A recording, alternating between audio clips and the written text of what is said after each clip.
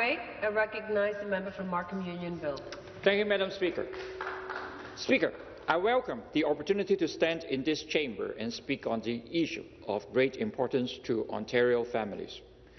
During the last election, Speaker, I knocked on a lot of doors. Most of the residents I met were very supportive of our government, but sometimes ran into people who accused us of making cuts to education. When I told them we were making record investment in public education and that our government has increased education funding every year since we were first elected in 2018, they said they simply hadn't heard that before. There's a lot of misinformation out there, Speaker, but here's the truth. We are making the largest investment in public education in our province history. Let me reiterate a few numbers cited by the Minister. For the 2024-25 school year, we are delivering $29 billion in total education funding. Core education funding includes an addition of $745 million over 2023-24 school year, Speaker, which is a 2.7% increase. Mental health funding is up by 577% since 2017-18. Special education funding is being increased to $3.5 billion. And after a decade, when the Liberal closed over 600 schools, Speaker, we are doubling the funding to $1.3 billion for the single largest one-year investment in school building in Ontario history.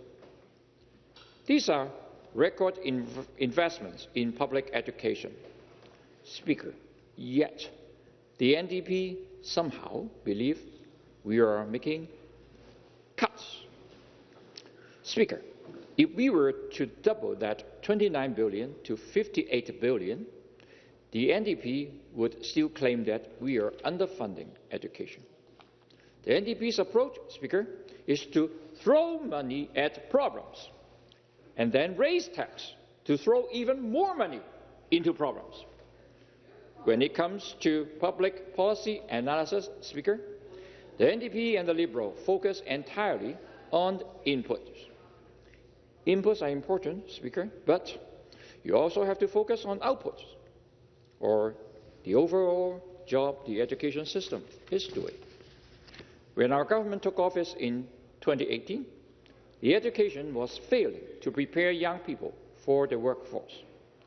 Speaker, thanks to the Liberal discovery math introduced years ago, 52% of grade 6 students couldn't meet the provincial standard in math according to the 2018-19 results from the EQAO. For that reason, Speaker, we overhauled the math curriculum and we are going back to basic to really drill down on core reading, writing, and math competencies. Speaker, I believe we are on the right track, and we can see that in the fact that 89% of high school students graduate within 5 years.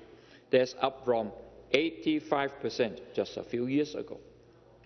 We still have some underperforming school boards, Speaker, which is why our government passed the Better Schools and Students Outcome Act 2023, better known as Bill 98. School boards oversees a $29 billion education system, Speaker, so it is critically important that they are accountable to parents and taxpayers.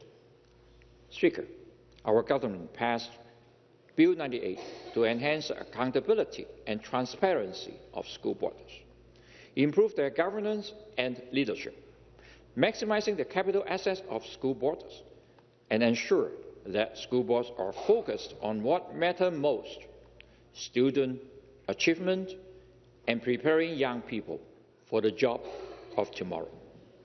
Speaker, passing Bill 98 was a key step towards getting Ontario's education system back on track.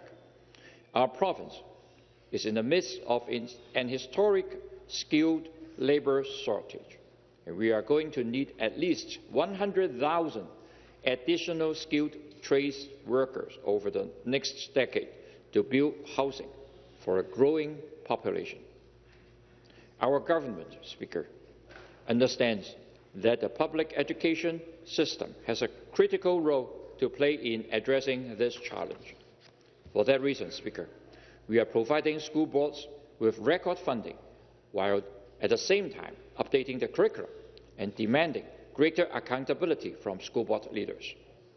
Inputs are important, Speaker, but so are outputs. You can't simply throw more money at problems, just like the NDP seems to believe. Thank you, Madam Speaker. Thank you.